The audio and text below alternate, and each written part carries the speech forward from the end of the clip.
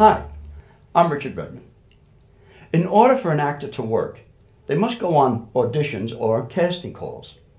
The title of this episode is Casting Call. It's about a young actress who gets the part of a lifetime. A long lifetime. Personally, I think she would have preferred not to get the part.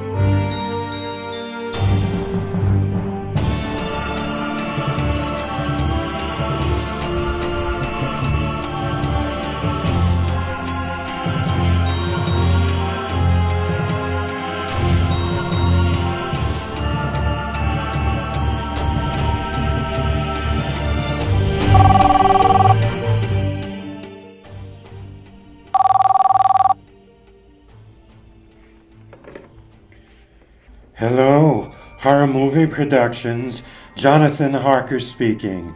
Can I help you? Yes, we are still casting for Dracula's honeymoon. No, at this point the main character Dracula has been cast. Yes, we are still casting for the brides. Sure, you can send over someone to read for the part. Hold on, I'll transfer you to one of our assistants. She will give you an appointment time. Yes, Lucy, will you take this call and make an appointment? I have someone coming in shortly to read for the part.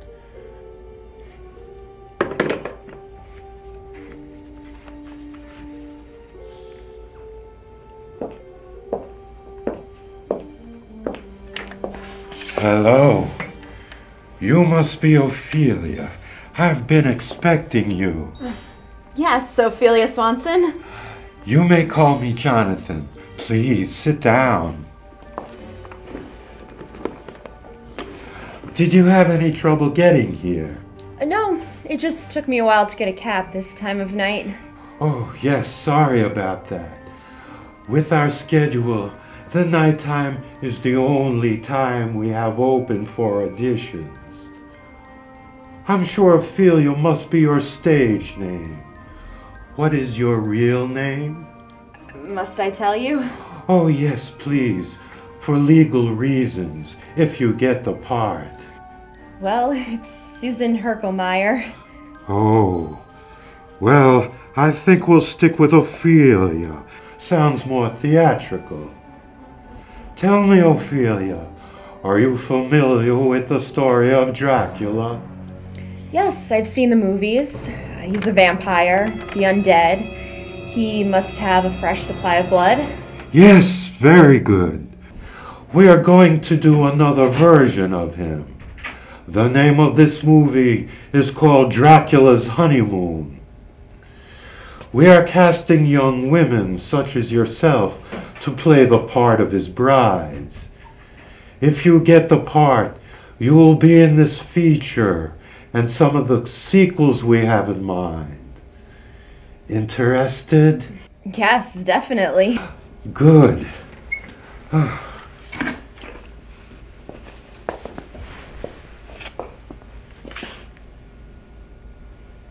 Yes. I think you might be perfect for the part of one of the brides.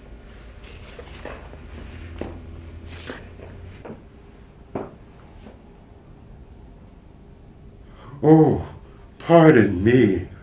I was just thinking how perfect you would be for the part of one of the brides, provided Mr. Stoker approves.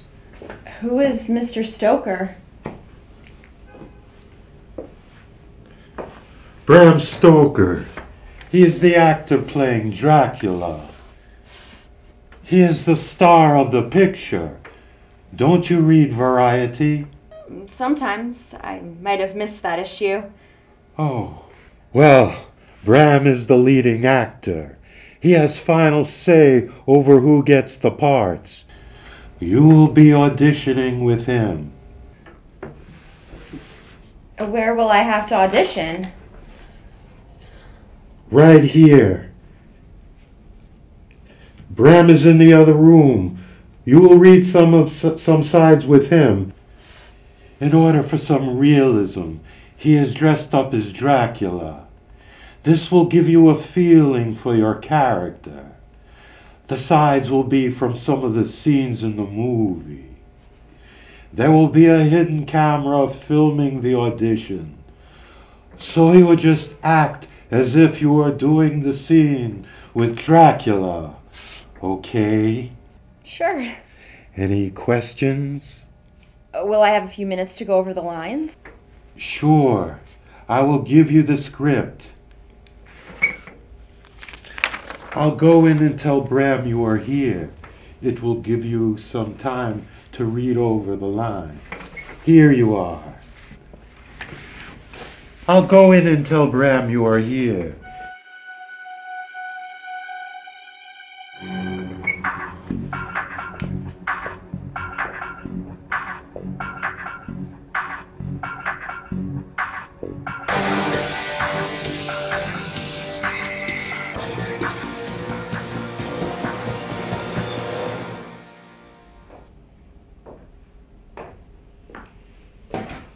I'm sorry I took so long.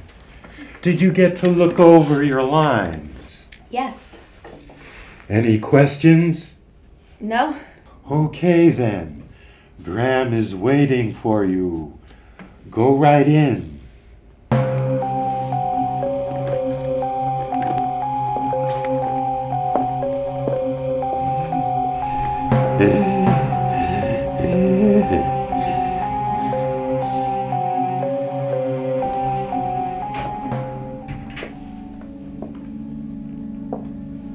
Hello? Anyone here? Mr. Stoker? Bram? Sit down.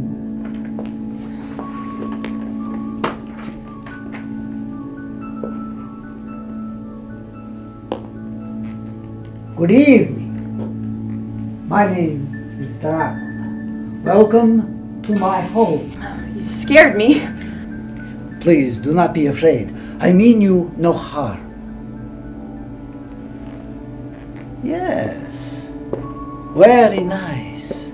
I approve of Jonathan's choice. You will make a lovely bride. Thank you, Bram. Please call me Count Dracula. You must stay in character, dear. Sorry, Count Dracula. Good. Now let's begin. You may read from the script if you prefer. In this scene, we are outside on a patio. It is evening. The moon is full. We are on the estate of a very good friend of yours. We have been invited to a party. We have left the crowd inside so that we may talk. You may begin. Count Dracula, I find you are a very interesting person. Where are you from? I am from Transylvania. My castle has been in the family for hundreds of years. You would love it there. It is peaceful, although a bit remote, which is why I have come here. I wish to bring back brides to share my long life with. Brides?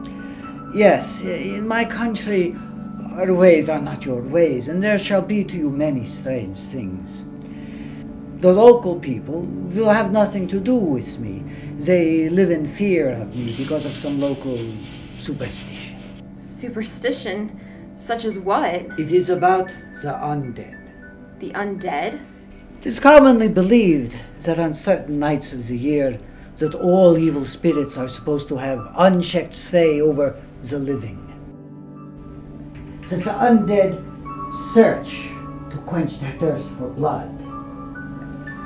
For centuries, the countryside has been enriched by the blood of men, patriots, invaders.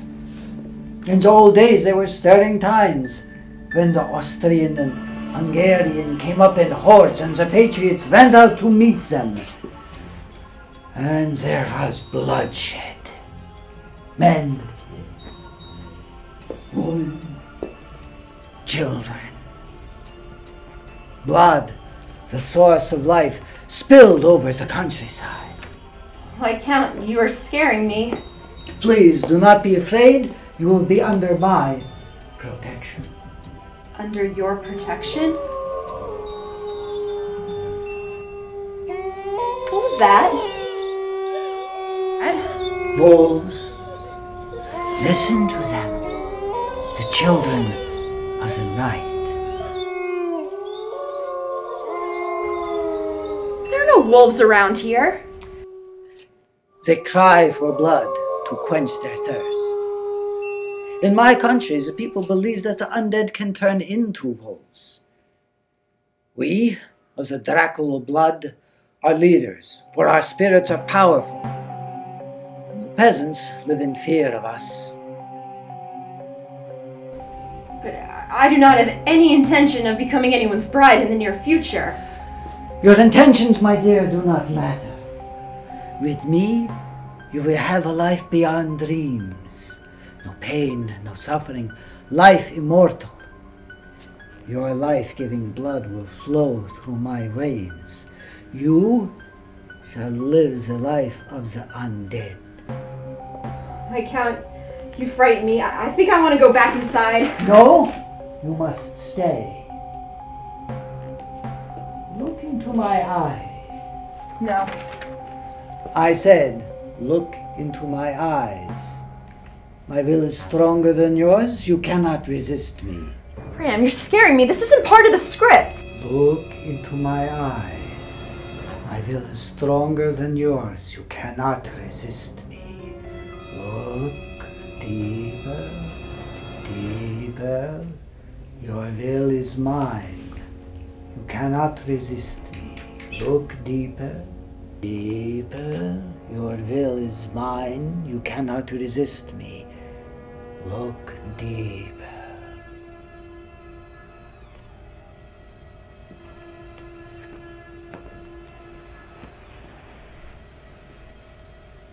Sure, send her over for the audition. Dracula, Bram, is always interested in a new talent. In fact, he's auditioning another prospect right now.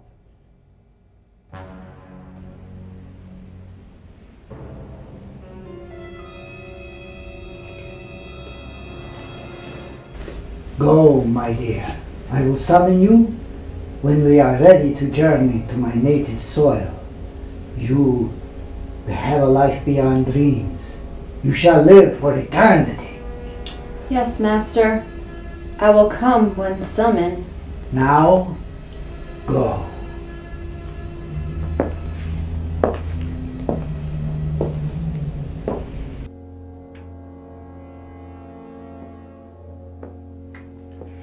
I see you got the part, Ophelia. We will be seeing a lot of you. You will enjoy your life with the Master. Yes, Jonathan.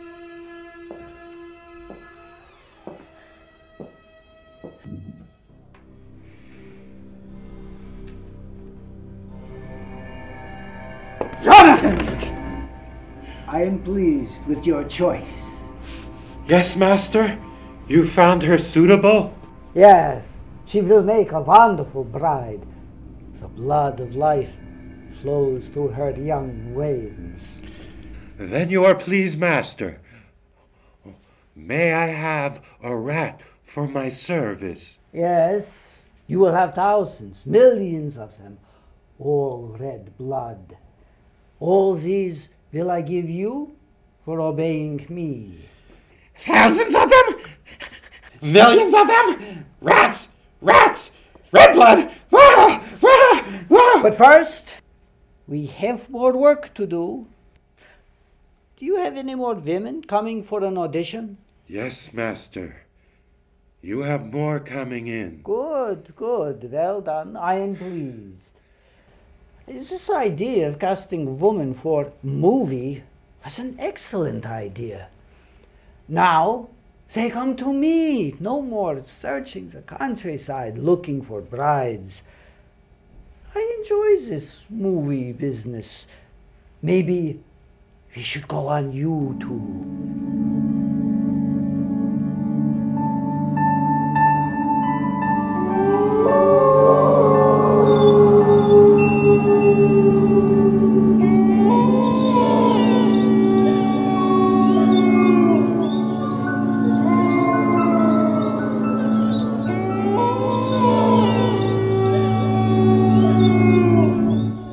Dracula. He's up to some new tricks. You can't keep that guy down.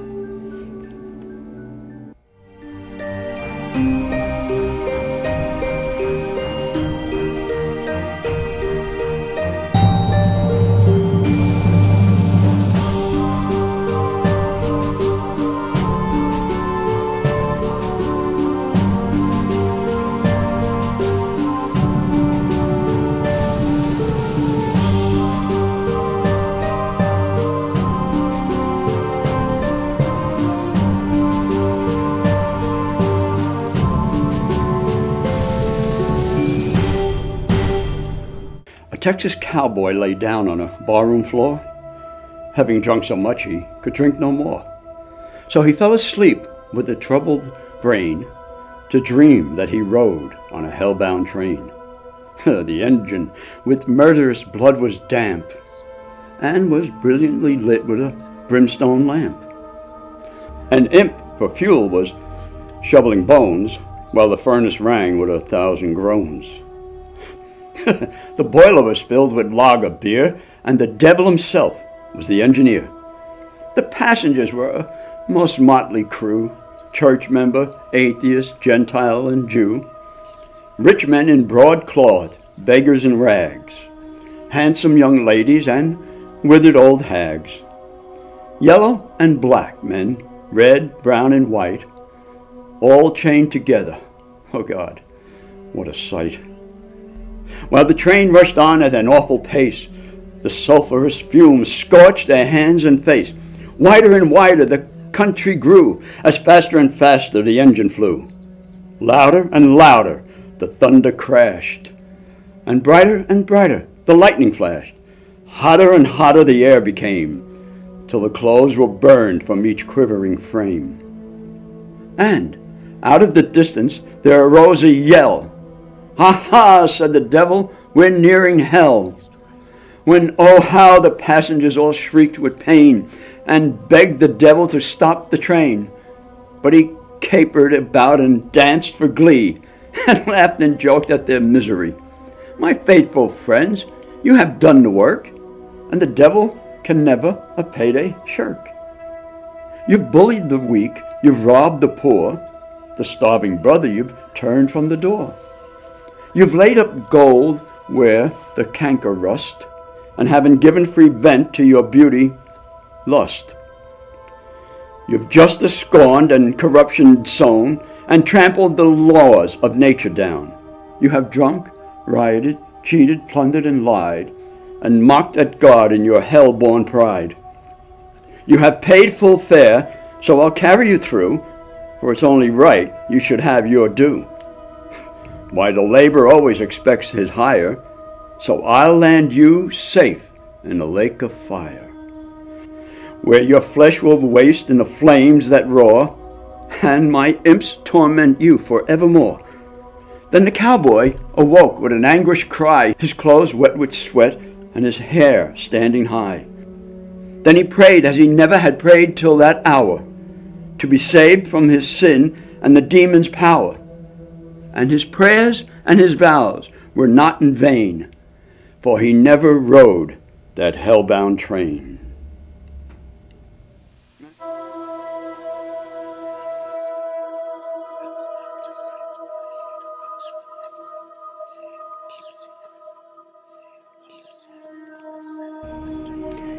It was many and many a year ago, in a kingdom by the sea, that a maiden there lived whom you may know by the name of Annabel Lee.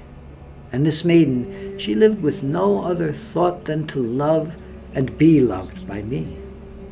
I was a child, she was a child, in this kingdom by the sea, but we loved with a love that was more than love. I and my Annabel Lee, with a love that the winged seraphs of heaven coveted her and me. And this was the reason that long ago, in this kingdom by the sea, a wind blew out of a cloud, chilling my beautiful Annabel Lee, so that her high-born kinsman came and bore her away from me to shut her up in a sepulchre in this kingdom by the sea. The angels, not half so happy in heaven, went envying her and me. Yes, that was the reason, as all men know in this kingdom by the sea, that the wind came out of the cloud by night, chilling and killing my Annabel Lee. But our love, it was stronger by far than the love of those who were older than we, of many far wiser than we. And neither the angels in heaven above nor the demons down under the sea can ever dissever my soul from the soul of the beautiful Annabel Lee. For the moon never beams without bringing me dreams of the beautiful Annabel Lee. The stars never rise, but I feel the bright eyes of the beautiful Annabel Lee. And so, all the night tide, I lie down by the side of my darling, my life and my bride, in her sepulchre there by the sea, in her tomb by the sounding sea.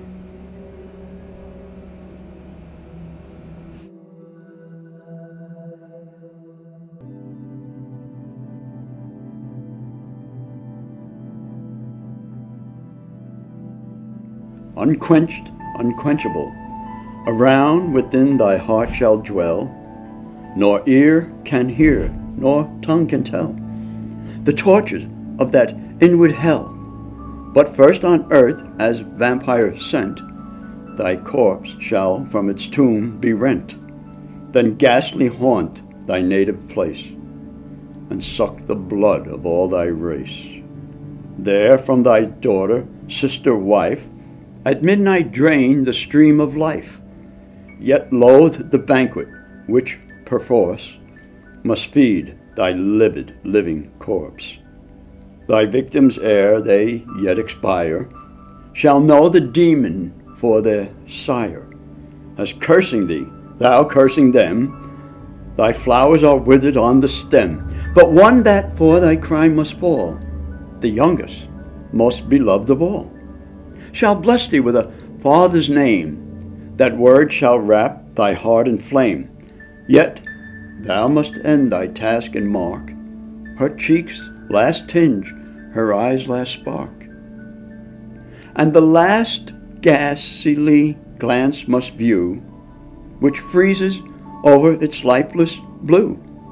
Then with unhallowed hand shall tear the tresses of her yellow hair, of which in life a lock when shorn, affection's fondest pledge was worn, but now is borne away by thee, memorial of thine agony.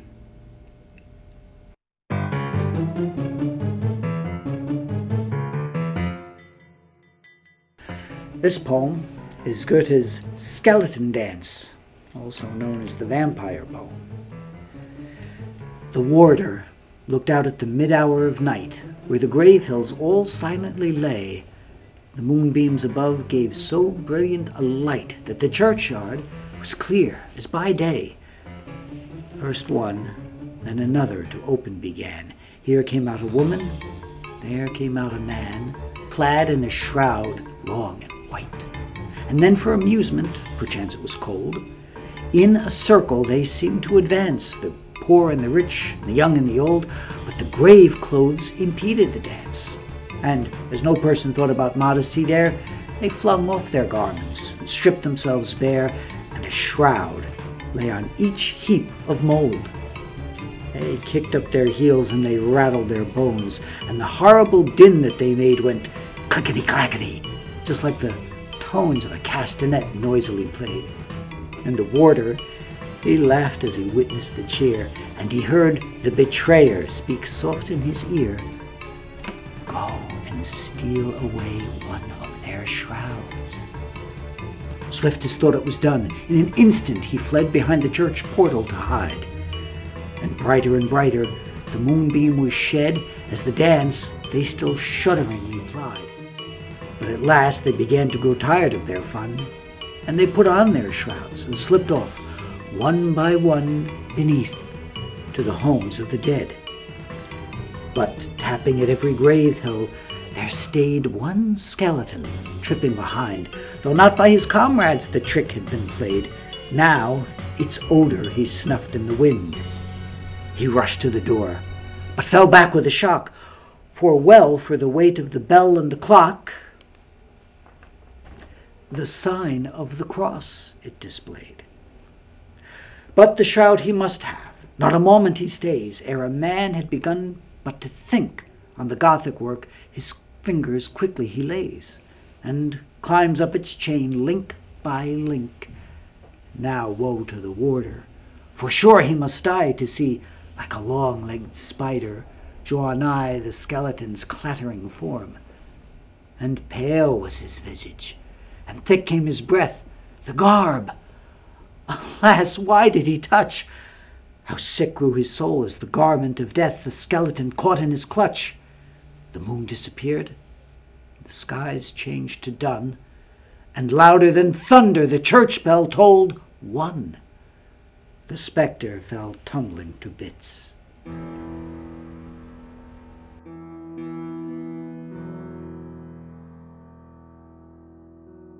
Out of the night that covers me, black as the pit from pole to pole, I thank whatever gods may be for my unconquerable soul. In the fell clutch of circumstance, I have not winced nor cried aloud. My head is bloody, but unbowed. Beyond this place of wrath and tears looms but the horror of the shade, and yet the menace of the years finds and shall find me unafraid. It matters not how strait the gate, how charged with punishments the scroll. I am the master of my fate. I am the captain of my soul.